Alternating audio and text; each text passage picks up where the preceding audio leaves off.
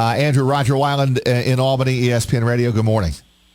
Hey, how are you guys doing? Good. Appreciate a few minutes. I know a lot of things going on. Busy. Let's get right to it, though. What's the injury to DD and how serious is it?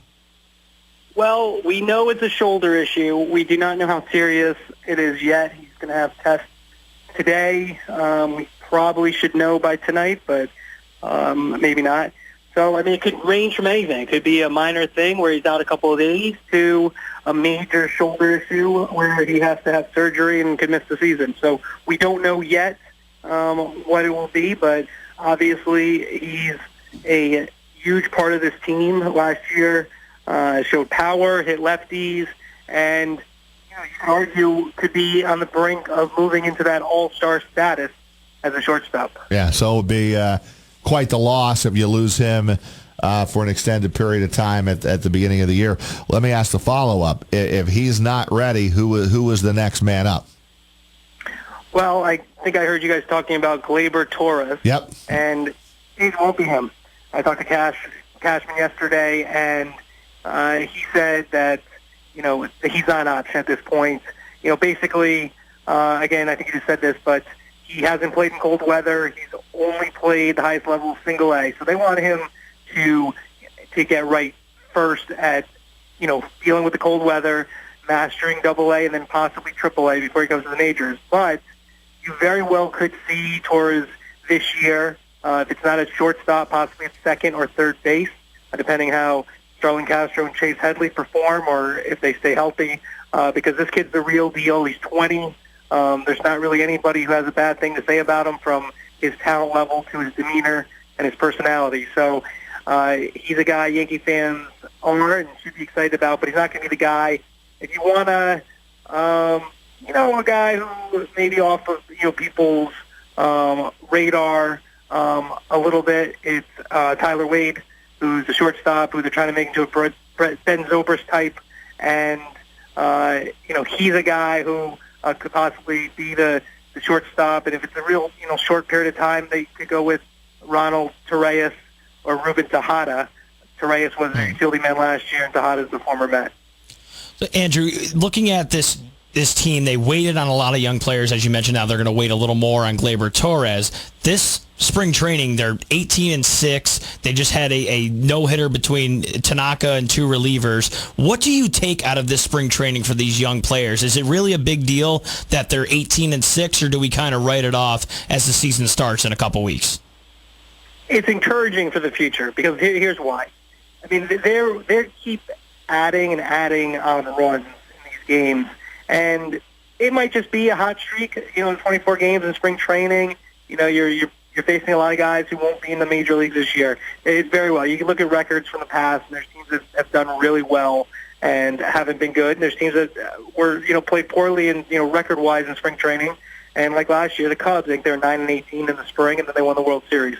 So it's not necessarily indicative of how you're going to do in the season. But for the Yankees, with this group, there is an excitement to this deep farm system, and I've been covering baseball for a good amount of time now. There's a sense you get from people like Joe Girardi and scouts when you talk to them about young, talented players.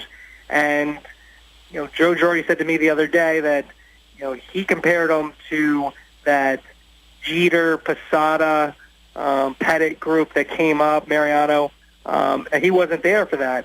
But he said just talent-wise, when you think the deep level of talent they have right now, he wasn't saying those guys are going to, you know, win 4 championships or be a dynasty, but there is an excitement level, and I think that bears itself out when you talk about them winning games in these in the exhibition season, and that they're just deep, and you just don't you don't always see that. So could it mean anything in the regular season? I don't think for this regular season it means anything, but in terms of long term, the amount of depth the Yankees have of young players, I think it's very encouraging for their fans. Andrew Marchand with us, ESPN New York, covering the Yankees, the regular season right around the corner here.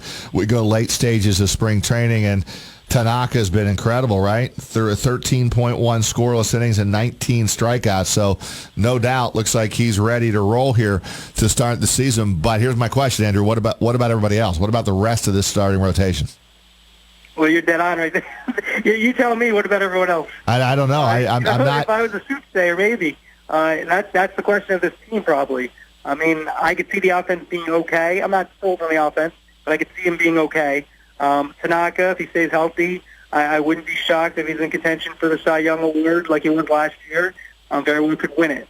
But then after that, you mentioned Tanaka doing well. CeCe and Michael Pineda both had their ups and downs this spring. Now, CeCe's never been good in the spring, and a veteran guy, so I wouldn't take too much from it, but it's not encouraging.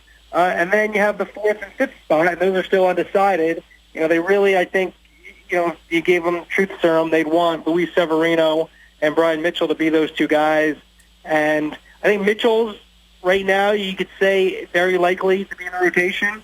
But Severino's been up and down, and so he's not a definite, I don't think. I think there's a chance he could start the year in AAA, still trying to get his, his fastball precision and, getting his slider and change where they want it so he's successful when he comes back to the majors, because they do project him still as a starter. And I don't think he'll start the season in the bullpen. I'd be surprised by that. And then they have a couple other guys who struggled. Luis Sessa has not had a good spring this season. Chad Green also not a great spring. And then Adam Warren, I mean, he's a possibility for one of those spots, but they always seem to like him better in the relief role. But I don't think it's not out of the realm of possibility, but I think if they had their preference, they go Severino and Mitchell. Andrew, you're down there every day, and you wrote an article a couple days ago about Michael Pineda, and we continue on with that rotation to where in your article that the headline was Michael Pineda learned English the hard way, and we all know what he went through in Boston with the pine tar on his neck, and how hard you're there every day talking to these guys, and it's hard for him to learn and understand English with a lot of the reporters around. Talk about this article and exactly what you meant by this. Well, the thing is, it's for all players who come from foreign countries to the United States, and specifically in this case, Dominican players who are signed at 16 years old and come to the U.S.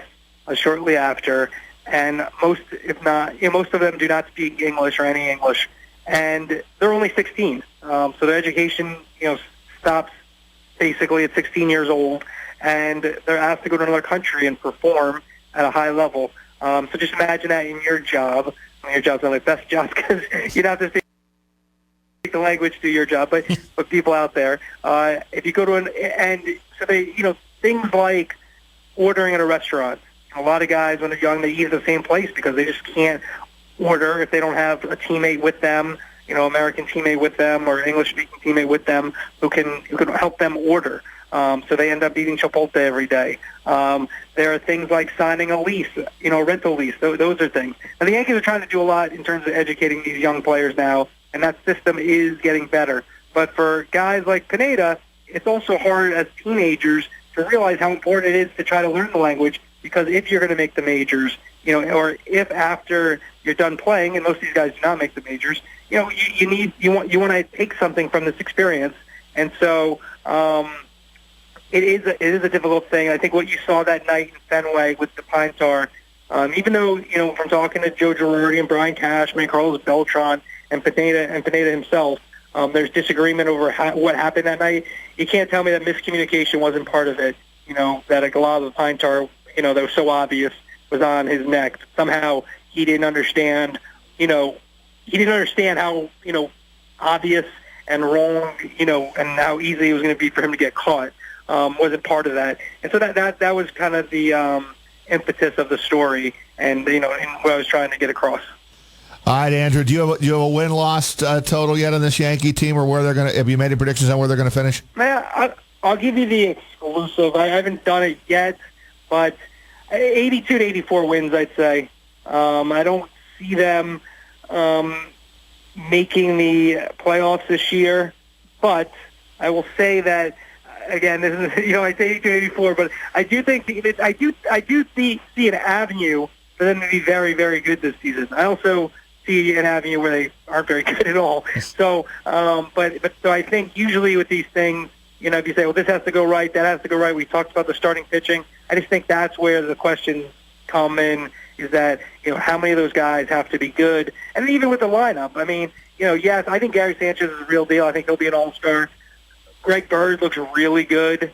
Aaron Judge in right or Aaron Hicks in right, I'm not sure about. That's a question. But then, how many other guys? Brett Gardner, Jacoby Ellsbury, Didi now with the shoulder, Chase Headley. How many of those are answered in the positive fashion where they have a really strong season? And this is the first time in a long time, besides Sanchez, where you don't really know where the power is coming from. Maybe Bird. Bird looks very good.